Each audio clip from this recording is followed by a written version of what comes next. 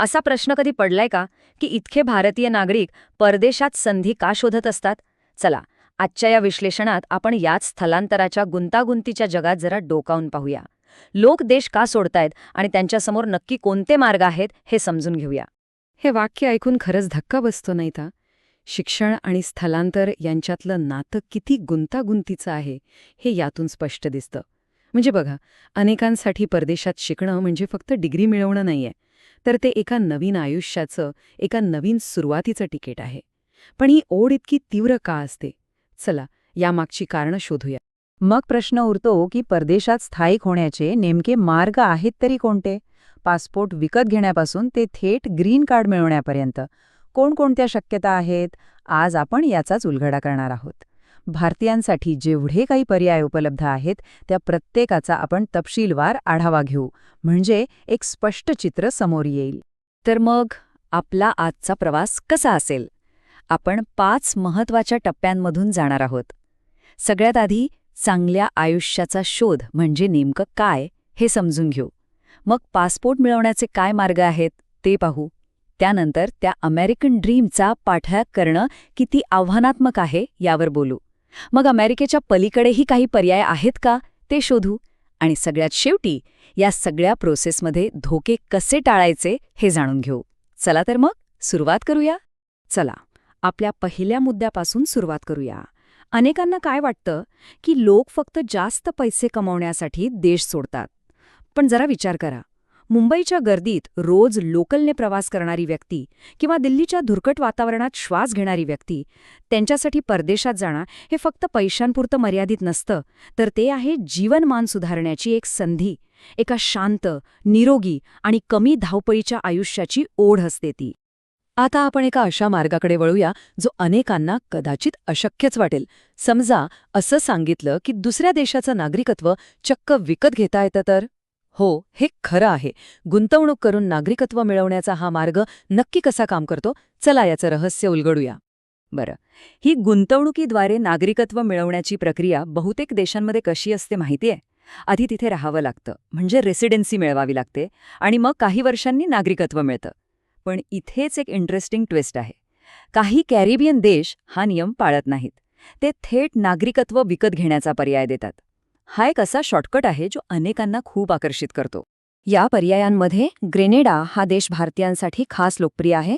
आणि याचं कारण काय? तर अमेरिकेसोबत असलेला त्यांचा E2 व्हिसा करार. हा करार ग्रेनेडाच्या नागरिकांना अमेरिकेत अगदी सहजपणे व्यवसाय सुरू करण्याची आणि तिथे राहण्याची संधी देतो. ही संधी भारतीय पासपोर्टवर थेट मिळत नाही. म्हणूनच ग्रेनेडाचा पासपोर्ट हा जणू काही अमेरिकेच्या दाराची किल्लीच ठरतो. तर मग हा मार्ग कसा काम करतो? याच्या 3 महत्त्वाच्या पायऱ्या आहेत. पहिली पायरी, ग्रेनेडामध्ये जी काही आवश्यक गुंतवणूक आहे ती करायची. दुसरी पायरी, साधारणपणे 3 ते 6 महिन्यातच ग्रेनेडियन पासपोर्ट हातात मिळतो. आणि तिसरी, सगळ्यात महत्त्वाची पायरी, या पासपोर्टच्या आधारावर E2 व्हिसासाठी अर्ज करायचा आणि अमेरिकेत स्वतःचा व्यवसाय सुरू करून तिथे राहता येतं. अर्थातच या जलद मार्गासाठी मोठी आर्थिक ताकद लागते. साधारणपणे $3 लाख, म्हणजे जवळपास 2.5 कोटी रुपये. आणि यातला मोठा वाटा हा सरकारने ठरवून दिलेल्या प्रॉपर्टीमध्ये गुंतवावा लागतो. पण यात एक चांगली गोष्ट आहे. ही प्रॉपर्टी 5 वर्षांनंतर विकता येते आणि गुंतवलेले पैसे परत मिळवता येतात. आणि या गुंतवणुकीचा सगळ्यात मोठा फायदा कोणता असेल तर तो आहे ग्लोबल मोबिलिटी, म्हणजे जगभर फिरण्याचं स्वातंत्र्य. विचार करा, फक्त एका पासपोर्टमुळे UK, संपूर्ण युरोपियन युनियन, रशिया आणि चीनसारख्या 140 पेक्षा जास्त देशांमध्ये व्हिसाच्या कटकटीशिवाय प्रवास करता येतो. हे म्हणजे अक्षरशः जगाचे दरवाजे उघडण्यासारखे. चला, आता त्या देशाबद्दल बोलूया जो अनेकांच्या स्वप्नांच्या केंद्रस्थानी असतो, अमेरिका. अमेरिकन ड्रीमची क्रेज आजही कायम आहे. पण हे स्वप्न पूर्ण करण्याचा रस्ता काही फुलांचा नाहीये. तो आव्हानांनी भरलेला एक खडतर प्रवास आहे, हे नक्की. अमेरिकेत नोकरीसाठी मिळणारा सगळ्यात पॉप्युलर व्हिसा म्हणजे H1B. पण याला मिळतो म्हणण्यापेक्षा लागतो म्हणणं जास्त बरोबर ठरेल. कारण हा व्हिसा पात्रतेपेक्षा नशिबावर जास्त अवलंबून असतो. दरवर्षी अर्जदारांची संख्या उपलब्ध व्हिसांपेक्षा कित्येक पटीने जास्त असते. त्यामुळे निवड पूर्णपणे एका कॉम्प्युटराइज्ड लॉटरी पद्धतीने होते. हे आकडे बघा, म्हणजे स्पर्धेची तीव्रता लक्षात येईल. विचार करा, दरवर्षी 8 लाखांपेक्षा जास्त लोक अर्ज करतात आणि व्हिसा किती उपलब्ध आहेत? फक्त 65,000. म्हणजे यशस्वी होण्याची शक्यता 10% कमी आहे. ही एक प्रचंड मोठी स्पर्धा आहे ज्यात अनेकांच्या पदरी निराशाच येते. बरं, आता ज्यांच्याकडे आर्थिक क्षमता आहे त्यांच्यासाठी एक दुसरा मार्ग आहे.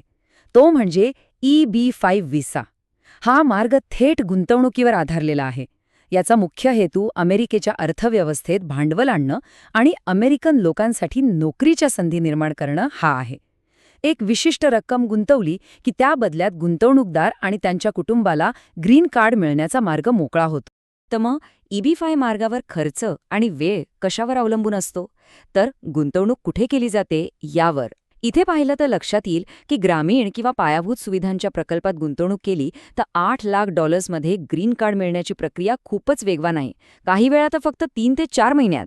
याउलट सामान्य शहरी प्रकल्पात गुंतवणूकही जास्त आहे आणि भारतीयांसाठी तर प्रतीक्षा कालावधी अनेक वर्षांचा असू शकतो.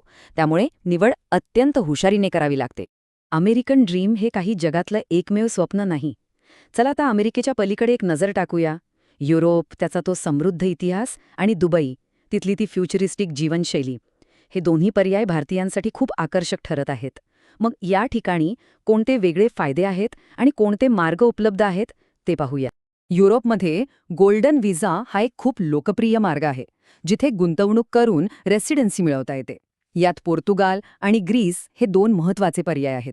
आता पोर्तुगालचा नियम खूपच सोपा आहे. तिथे पासपोर्ट मिळवण्यासाठी कायमचे राहायची गरज नाही. वर्षातून फक्त 7 दिवस राहिलं तरी चालतं.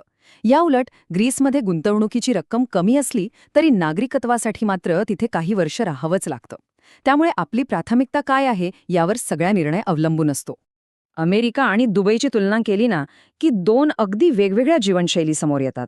अमेरिकेत संधींची कमतरता नाही, अमेरिकन ड्रीमचं एक वेगळंच आकर्षण आहे. तर दुसरीकडे दुबईमध्ये कमालीची सुरक्षितता, आधुनिक राहणीमान आणि सगळ्यात महत्त्वाचं म्हणजे शून्य आयकर हे प्रमुख मुद्दे आहेत. पण एक खूप मोठा फरक आहे. दुबई गोल्डन व्हिसा देऊ शकतं, पण नागरिकत्व नाही. याचा अर्थ असा की तिथे कितीही वर्ष राहिलं तरी कायम परदेशीच राहावं लागतं. आणि आता आपण आपल्या विश्लेषणाच्या सगळ्यात महत्त्वाच्या टप्प्यावर आलो आहोत. हा मार्ग जेवढा आकर्षक आहे तेवढाच तो धोक्याने भरलेला सुद्धा आहे. एक छोटीशी चूक आणि स्वप्न आणि कष्टाचे पैसे दोन्ही क्षणात पाण्यात जाऊ शकतात. त्यामुळे या महागड्या चुका कशा टाळायच्या ते पाहूया. हा एक महत्त्वाचा इशारा आहे जो कायम लक्षात ठेवायला हवा. अनेकदा लोकांची फसवणूक होते ती व्याजाच्या लालसेमुळे. जे EB-5 प्रकल्प गुंतवणुकीवर अस्वाभाविकपणे जास्त म्हणजे 8-10% परतावा देण्याचं वचन देतात ना, ते एक मोठं रेड फ्लॅग आहे. हे लक्षात ठेवलं पाहिजे की EB-5चा पहिला उद्देश पैसे कमवणं नाही, तर सुरक्षितपणे ग्रीन कार्ड मिळवणं आहे. कॅपिटल स्टॅक हा शब्द जरा टेक्निकल वाटू शकतो, पण गुंतवणुकीच्या सुरक्षेची ही गुरुकिल्ली आहे. सोप्या भाषेत सांगायचं तर असं समजा की एका प्रोजेक्टमध्ये बँकेने, डेव्हलपरने आणि आपण अशा सगळ्यांनी पैसे गुंतवले आहेत. आता जर तो प्रोजेक्ट फसला तर पैसे परत मिळवताना पहिली संधी कोणाला मिळणार? एका सुरक्षित प्रोजेक्टमध्ये गुंतवणूकदारांना म्हणजे आपल्याला डेव्हलपरच्या आधी पैसे परत मिळवण्याचा हक्क असतो. हे तपासणं खूप महत्त्वाचं आहे. ही एक साधी पण खूप प्रभावी चेकलिस्ट आहे जी गुंतवणूक सुरक्षित ठेवण्यासाठी मदत करेल. पहिलं, पैसे कधीही थेट डेव्हलपरला देऊ नका. ते नेहमी एस्क्रो नावाच्या एका थर्ड पार्टीच्या सुरक्षित खात्यातच जमा करा.